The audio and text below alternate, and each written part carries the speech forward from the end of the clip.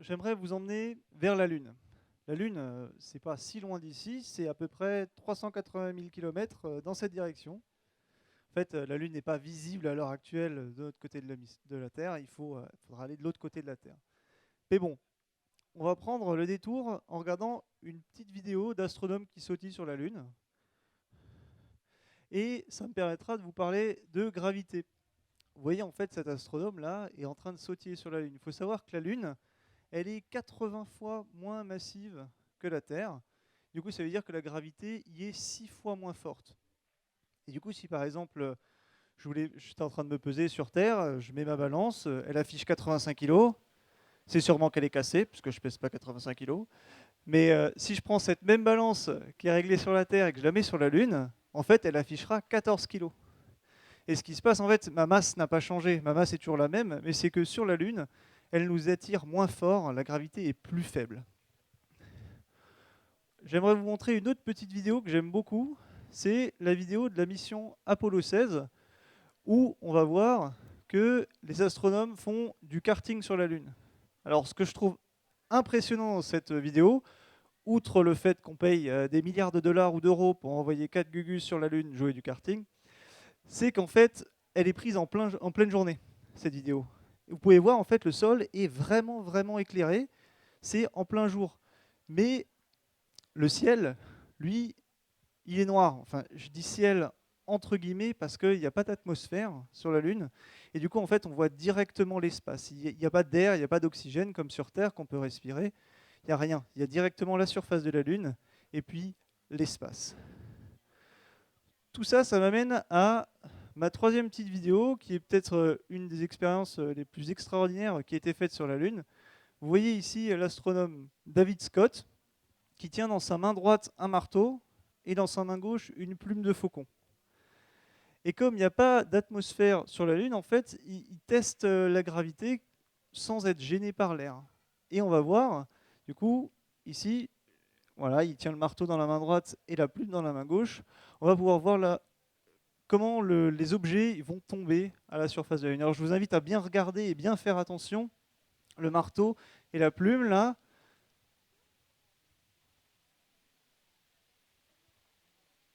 pouf! Vous voyez, ils sont tombés exactement au même moment. Et j'ai beau regarder la vidéo des centaines de fois en me disant que si je regarde bien, je vais peut-être voir la plume tomber un tout petit peu avant, mais non, ça n'arrivera jamais. C'est comme ça que la gravité fonctionne. Et c'est pas la première fois qu'on s'en rend compte, en fait. En Italie, en 1595, il y a quelqu'un qui est monté tout en haut de la tour de Pise. Vous le connaissez sûrement, Galilée, il est allé en haut de cette tour de Pise. Bon, les historiens débattent toujours pour savoir si cette expérience a vraiment eu lieu, et ce n'était pas juste une expérience de pensée. Mais quoi qu'il en soit, il est allé en haut de cette tour, il a pris deux grosses boules de la même dimension, qui avaient exactement le même volume. Une était lourde et l'autre était légère. Il les a lâchées et il a constaté la même chose que sur la Lune, les deux boules sont arrivées en même temps par terre. Il n'était pas le seul à l'époque, 3 ans auparavant, il y a deux Néerlandais qui avaient fait la même expérience en haut d'un clocher, mais on a tendance à retenir plus l'expérience de Galilée. Alors, pour rentrer un peu plus dans le détail et vous expliquer en fait comment ça se fait que les objets tombent comme ça, j'aimerais vous montrer une équation. Prenez pas peur, on va décortiquer l'équation ensemble. Alors, voici l'équation dont il est question. Le premier terme que vous voyez tout à gauche là, G fois m lune sur r carré, c'est en fait comme ça qu'on exprime la gravité à la surface de la Lune. C'est-à-dire qu'il y a une constante, G, m lune c'est la masse de la Lune, et r carré ça symbolise simplement qu'on est à la surface de cette Lune. Qu'on peut symboliser comme ça. M marteau c'est la masse du marteau. Que ce soit un marteau ou une plume, c'est pareil.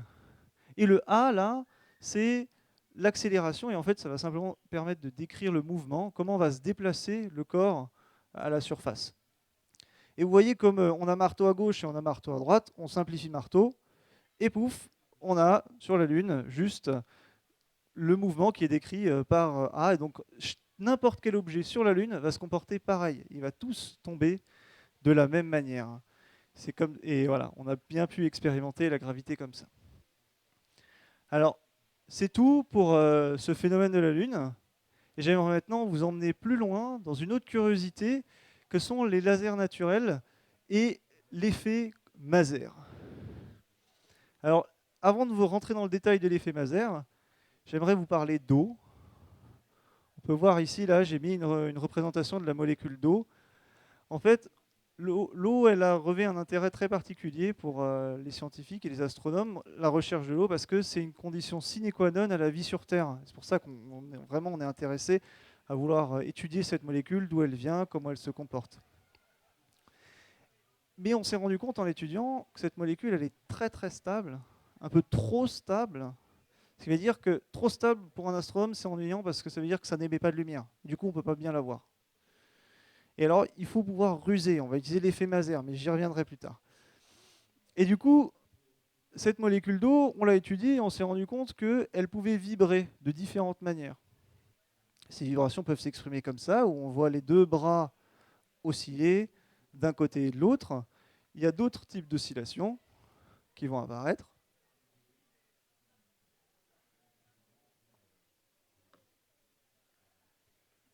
Dans un instant. Voilà, on peut aussi voir, elle peut vibrer comme ça. On peut la voir aussi vibrer d'avant en arrière, comme ça. Et du coup, ces vibrations, ça va nous aider plus tard à trouver l'eau. Mais d'abord, j'aimerais vous dire où on peut la trouver, où on a les... En fait, ces vibrations apparaissent sous certaines conditions et nécessaires pour qu'elles vibrent. Et ces conditions-là, on les trouve dans différents endroits en astronomie. On les trouve par exemple dans les queues de comètes. On les trouve aussi autour des atmosphères des étoiles géantes, rouges. On peut les trouver dans les nuages autour des systèmes stellaires, comme par exemple le système solaire. Il y a des nuages autour et on peut trouver l'eau en molécules autour. Et on peut la trouver dans des nuages géants qui peuvent être soit au centre des galaxies, soit en périphérie. Il faut imaginer que ces nuages-là, c'est 1 million de particules par centimètre carré. Vous allez me dire que c'est beaucoup, mais non, c'est rien du tout. C'est des milieux très très peu denses.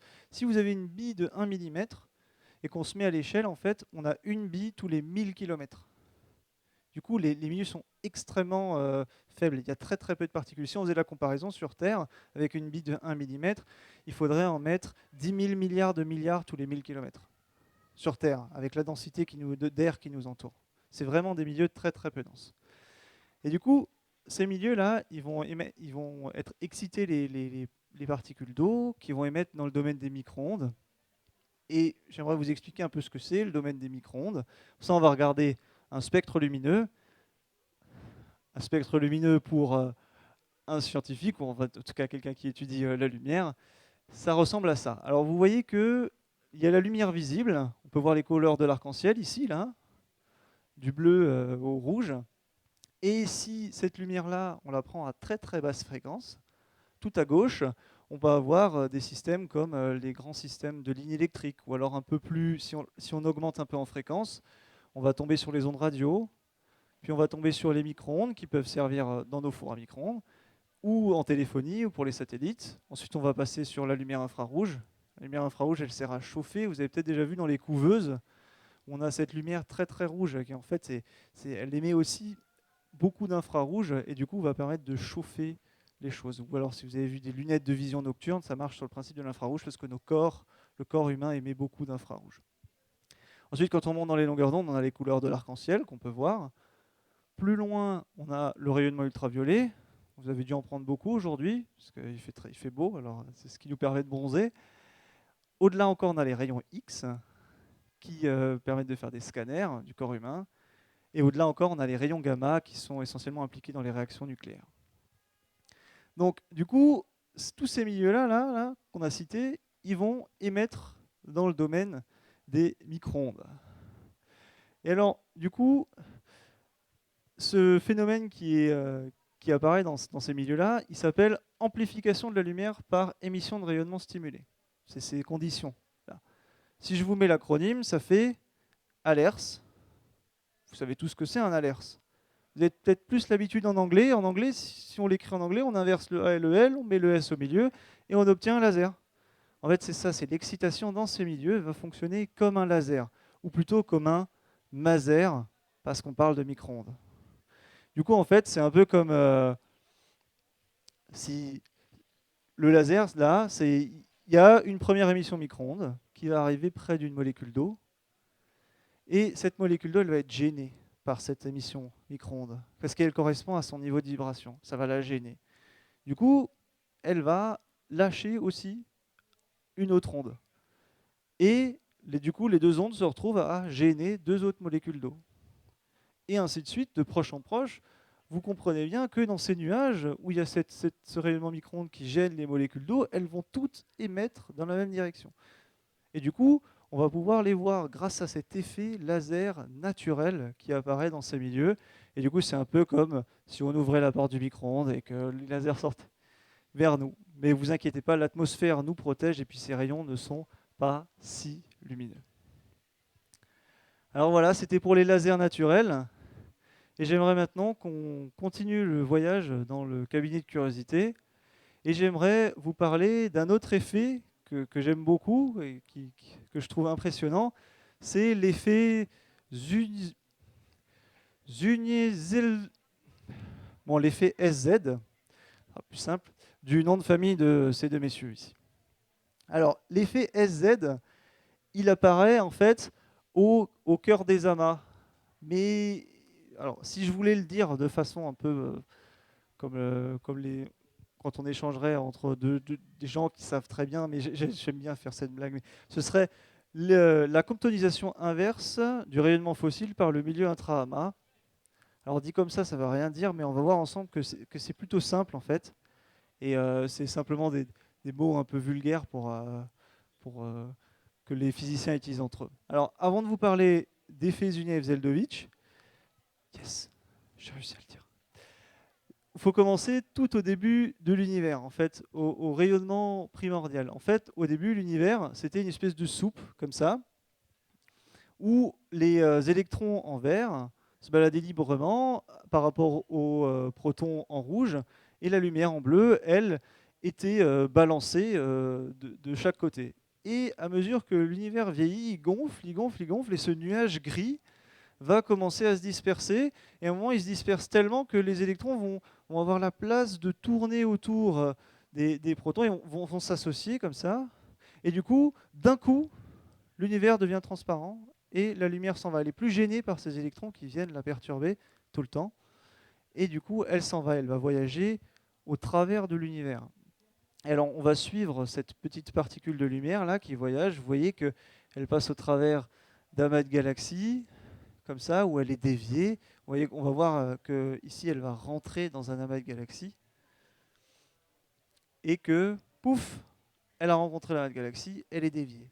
Et elle va voyager comme ça, 13,4 milliards d'années, pour finir dans nos instruments ici, qu'on a envoyés dans l'espace. Et vous allez voir ici, elle atterrit dans un petit dessin de l'instrument Planck, qui est un instrument qui a été envoyé dans l'espace il y a quelques années et qui a fait une grande moisson de données, tellement grande qu'on a pu en fait cartographier tout ce signal-là, en fait, et ce qu'on obtient, c'est ça. La fluctuation en densité des petits nuages gris que je vous ai montrés.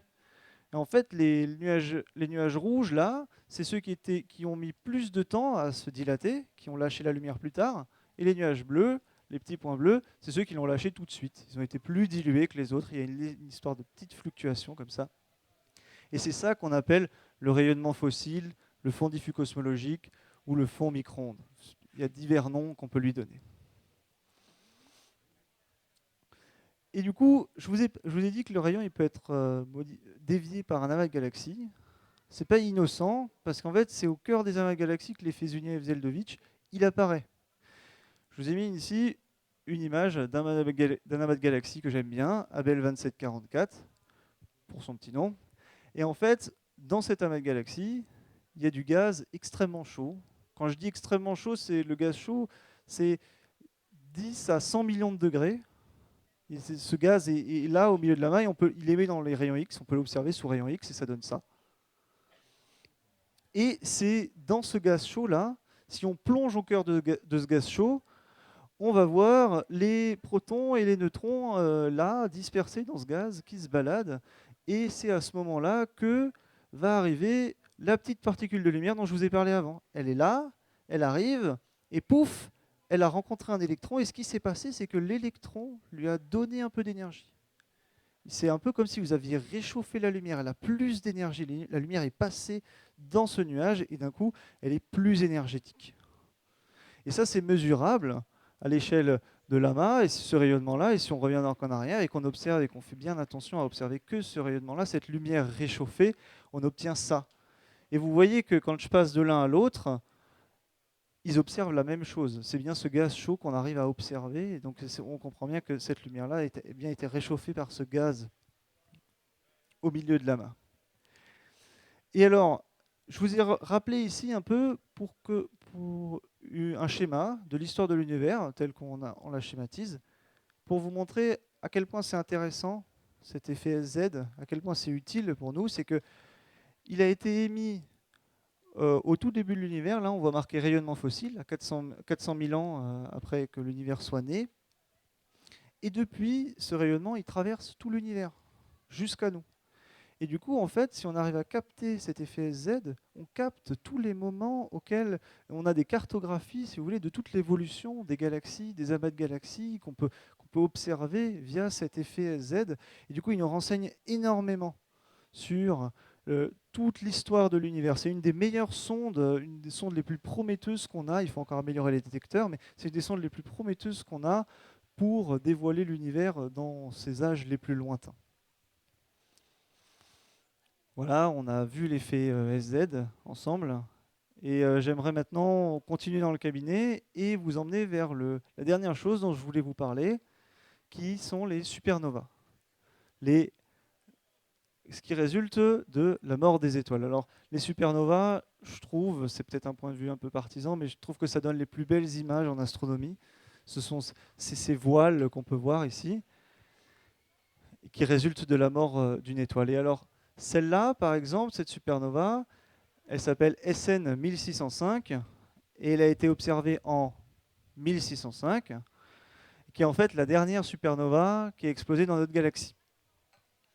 Peut-être que certains d'entre vous se souviennent d'une supernova de 1987 qui était aussi visible, mais en fait elle n'était pas dans notre galaxie, elle était dans une galaxie satellite, une galaxie naine, les grands nuages qu'on appelle le grand nuage de Magellan qui orbite autour de notre galaxie. Cette SN 1605 là dont je vous parle, on en a des traces d'astronomes chinois et coréens. Mais on a surtout aussi, on la connaît bien parce qu'elle a été observée par l'astronome allemand Johann Kepler, qui a enregistré des données précises. Et en fait, il nous rapporte que c'était l'étoile la plus brillante du ciel pendant 3 semaines, une fois quand elle a explosé. L'explosion, il faut imaginer, c'est 10 000 milliards de soleils. Elle est extrêmement lumineuse. Elle était même visible en plein jour ces 3 semaines-là. C'est comme ça qu'on a pu, c'est grâce à ces... J'espère qu'il ne va pas se mettre en veille. C'est grâce à ces données de cet astronome qu'on a pu la connaître si bien. Et alors du coup, je vous ai parlé de la plus récente. Je peux aussi vous parler de la plus vieille, où on a des traces, qui s'appelle RCW86, qui a explosé en 185 après Jésus-Christ. Le nom, c'est juste un numéro dans un catalogue, il n'y a pas de nom. Et en fait, elle a étendu ses voiles lors de son explosion, à tel point que si on était capable de capter ce rayonnement sur Terre et de voir ces voiles à l'œil nu, il serait plus gros que la taille de la Lune, de la pleine Lune. C'est vraiment énorme et ça occupe énormément de place dans le ciel. Ces voiles, ils se déplacent à une vitesse de 10 000 km par seconde. Donc vous voyez que si elle a explosé il y a 2000 ans, eh ben, elle a fait énormément de chemin depuis. Et du coup, je peux peut-être vous expliquer un peu plus en détail ce que c'est une supernova, après avoir regardé de jolies images. En fait, les supernovas, on distingue essentiellement 2 types. Les types 1A, qui sont une naine blanche accompagnée d'un compagnon, j'y viendrai après, et le type 2, qui, elles, sont le résultat de l'explosion d'une seule étoile. Alors, une naine blanche, dans le système binaire, on va voir dans le type 1A, c'est un des états de mort d'étoiles. Notre Soleil deviendra une naine blanche d'ici 5 milliards d'années. Il va d'abord commencer à gonfler, à tel point qu'il va envelopper la Terre, tellement il va gonfler. Et après, il va se contracter d'un coup et va devenir une naine blanche. Une naine blanche, c'est un peu une soupe de noyaux et d'électrons comme ça qui arrêtent. En fait, c'est parce que le Soleil n'a plus de carburant et du coup, il ne peut plus maintenir sa tension et toute la gravité le fait se concentrer comme ça, en une naine blanche. Et en fait, quand cette naine blanche elle est accompagnée d'une autre étoile, eh ben, elle va commencer à siphonner le gaz de cette étoile compagnon. Et à tel point qu'elle va atteindre un certain seuil caractéristique. Et quand elle atteint ce seuil, elle va exploser d'un coup et libérant ces voiles, ici, là, qu'on a pu voir et qui ont donné ces magnifiques photos. Et c'est ces voiles-là qu'on voit. Et on voit du coup que la naine blanche reste au milieu dans cette simulation. Maintenant, les supernovas de type 2, elles résultent de l'explosion d'une seule étoile qui d'un coup se contracte et explose et donne aussi ses voiles. En fait, cette étoile elle a été plus massive que des étoiles qui donnent des naines blanches, plus massive que le Soleil. Et du coup, en fait, elle passe directement dans ce stade supérieur qui est l'étoile à neutrons. Et les couches externes de cette étoile, en fait, ont fait un rebond sur le cœur et elles sont contractées, rebondies. Et du coup, les couches externes de cette étoile sont parties. Et c'est ça, les supernovas qu'on appelle de type 2. Et du coup, il reste au centre que une étoile à neutrons et les couches s'en vont. Alors, à quoi ça sert les supernovas de type 1, mis à part faire des jolies photos? En fait, il faut imaginer que ce seuil-là, il est le même partout. Il est le même pour toutes les étoiles, en fait, partout dans l'univers. Donc, en fait, on a une sorte de règle. On a quelque chose qui mesure. La lumière est très, très caractéristique. On peut la détecter. On peut être sûr que quand on voit cette lumière-là, c'est une supernova. Et on peut voir ça partout dans l'univers. Donc, du coup, on peut mesurer les vitesses d'éloignement des galaxies qui sont très loin. Et cette idée, en fait, elle a été abordée par Edwin Hubble. Ah, on les observe par effet Doppler. Et je voulais vous parler aussi de l'effet Doppler. Vous connaissez tous ce que c'est l'effet Doppler. L'effet Doppler, c'est l'ambulance qui passe devant nous, c'est la voiture super vite qui fait, quand elle passe à côté de nous, elle fait miaou et elle fait un son plus grave. Et donc du coup, j'ai une petite illustration de l'effet Doppler. Ici, si vous vous trouvez au milieu d'une route, par exemple, et qu'une voiture arrive sur votre gauche, elle va émettre un certain son, et en passant vers vous, elle va émettre un certain son, et quand elle vous quitte, elle émet un autre son. Et ce qui se passe en fait, c'est que le son qui arrive vers vous, il est poussé par la vitesse de la voiture, et du coup, il va être plus aigu parce qu'il est poussé. On le voit ici, en fait, comme la voiture elle avance de plus en plus vite, l'espace entre les deux ondes est plus court. Et c'est ça qui fait que le son est plus aigu. Et une fois que la voiture vous a dépassé, eh bien, vous voyez que l'espacement entre les deux ondes est plus grand. Et du coup, le son est plus grave. Et alors, ce qui est vrai pour le son, avec l'effet Doppler, est aussi vrai pour la lumière. Plus l'objet qui émet la lumière va vite, plus on aura ce décalage. Et en fait, l'astronome Edwin Hubble, en 1929, date de sa publication, a mesuré dans des galaxies autour de lui et assez loin ces supernovas. Et qu'est-ce qu'il a vu? C'est que plus la galaxie était loin, plus elle allait vite. Et en fait, c'est là, quand on le dit comme ça paraît pas extraordinaire, mais en fait, ça veut dire que l'univers est en expansion accélérée, parce que plus on regarde loin, plus ça s'éloigne vite. Tout l'univers, et c'est là la fois où on a marqué qu'on a vraiment une mesure de l'expansion accélérée de l'univers. Notre univers, il gonfle de plus en plus vite. Un dernier point que j'aimerais aborder sur les supernovas, et que je trouve qu'on ne mentionne pas assez, qui est très important, c'est que par exemple, tout l'or de vos bijoux, tout le silicium des circuits imprimés de votre téléphone, le carbone dont on est fait, en fait, il a été créé au cœur des étoiles. Parce que autrement, sinon, il n'y avait que de l'hydrogène et de l'hélium au début de l'univers. Et c'est que les étoiles qui ont formé les éléments plus lourds. Donc en fait, je le mets ici avec une supernova de type 2. Quand l'étoile va se contracter, le cœur de l'étoile qui a formé tous ces éléments lourds, il va en fait donner des éléments à l'enveloppe. Dans ce rebond, comme je vous ai expliqué, il y a ce rebond. Il y a eu du coup un mélange entre le cœur de l'étoile qui a formé tous ces éléments de fer et de carbone et tout ça, qui vont aller dans les couches. Et et qui vont s'étendre dans toute la galaxie. Et du coup, tous les éléments qui nous composent viennent de là. Si vous voulez, en fait, tout le fer de la Tour Eiffel est issu du cœur d'une étoile qui a explosé il y a plus de 5 milliards d'années. Voilà, c'est tout pour les supernovas et ce dont je voulais vous parler. Et je vous remercie de m'avoir suivi dans mon périple, dans mon cabinet de curiosité. Et je tiens à remercier tout particulièrement l'illustrateur graphiste qui a fait ce magnifique dessin derrière, VL Poulpe, que vous pouvez trouver sur la page Facebook. Je tiens aussi à remercier le CRAL, le Centre de recherche astrophysique de Lyon, et notamment le service de diffusion des savoirs qui m'a permis de vous faire cette présentation aujourd'hui. Voilà, merci.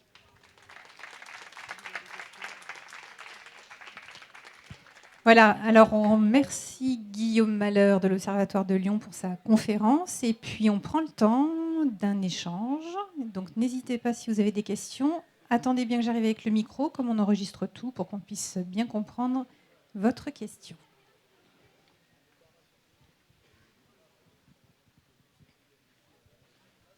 C'est toujours la première, la plus difficile.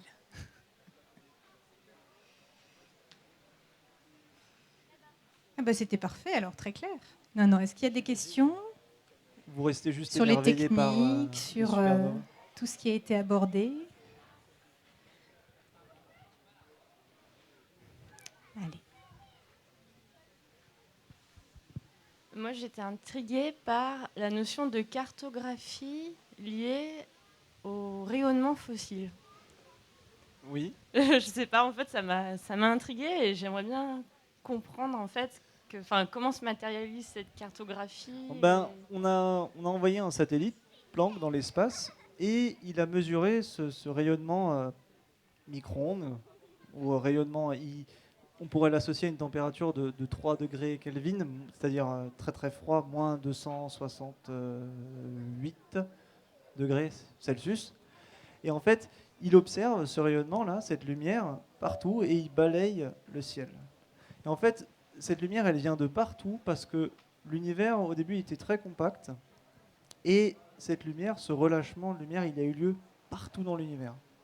Donc en fait, on est toujours capable de voir, à mesure que l'univers grandit, on voit juste plus loin cette surface qui a d'un coup a émis son rayonnement. C'est vraiment ce côté, partout dans l'univers, tout a lâché.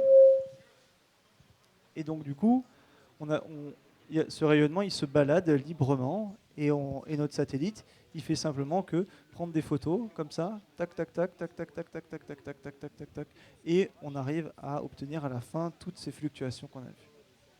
Mais c'est le résultat d'une observation de plus d'un an, où le satellite tourne pour capturer ce genre de données.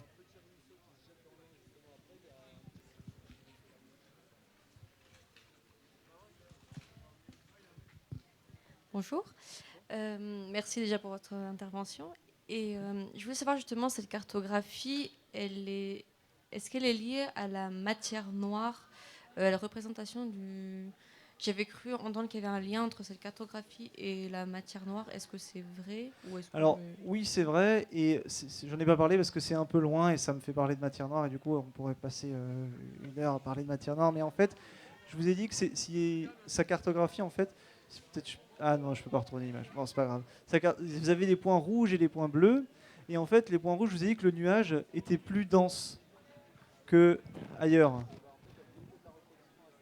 Ça va peut-être être un peu trop long. Non, je pense qu'on va pouvoir arriver. Voilà, ici. Et du coup, en fait, ces petits points rouges, ils représentent des surdensités. Le nuage est plus dense. Et en fait, il est plus dense parce qu'il est au creux d'un petit blob de matière noire, en fait, qui vient jouer le rôle de puits, si vous voulez, gravitationnel. Il va attirer un peu plus. Il y a une petite surdensité de matière noire, et donc il y a une petite surdensité de ce nuage et d'électrons et tout ça, parce que c'est lié par la gravité aussi. Et donc du coup, c'est pour ça qu'il y a un petit peu plus de matière noire qu'à un endroit où il y a du bleu, qui lui, comme il a moins de masse, il est moins massif, le nuage va se dissiper un peu plus rapidement. Donc si vous voulez, au-delà du rayonnement, on peut aussi avoir une idée de la cartographie de la matière noire à cette époque-là. Est-ce qu'il y a d'autres questions?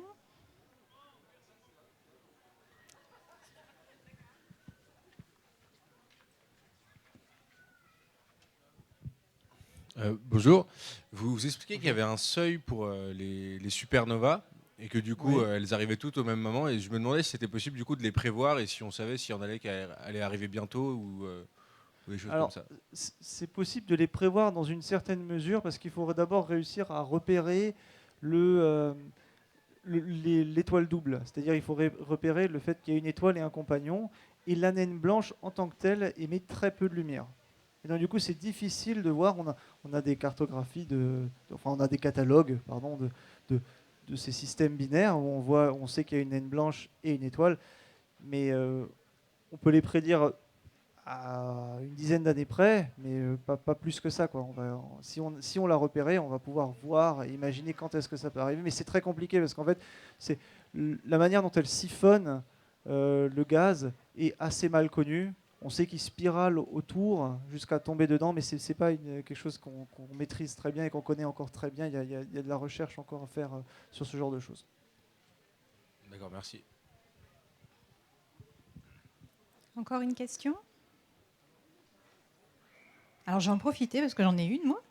Je voulais savoir si la mission de Thomas Pesquet sur la station internationale, là, qui s'est achevée il n'y a pas longtemps, a permis de récolter d'autres données. Est-ce que lui-même fait des observations de la station qui peuvent vous intéresser, vous? Et est-ce que vous attendez de manière impatiente certaines données qui arrivent Alors oui, de l'espace? j'attends certaines données, mais plus à titre, je veux dire, parce que je trouve ça très intéressant. Ce qu'il fait, c'est pas directement relié à ce que j'ai pu vous présenter, parce qu'on n'observe pas directement l'espace depuis la station ISS, mais toutes les expériences qu'il a fait, par exemple en microgravité, elles sont directement en lien avec ce que j'ai pu vous expliquer. Comprendre la gravité finement et comment ça fonctionne, on peut aller plus loin que l'explication que je vous ai donnée et observer exactement comment, par exemple, les fluides, il a fait beaucoup d'expériences sur les fluides, comment quand un fluide il tourne en tombant dans ce genre de système où la gravité est très très très faible, comment il se comporte, et là il y a encore beaucoup de choses à apprendre. Allez, si on a une, on prend la dernière, et après on passera à la prochaine conférence. Vous êtes satisfait? Alors je vous propose de remercier une dernière fois Guillaume Mahler de l'Observatoire de Lyon pour son intervention.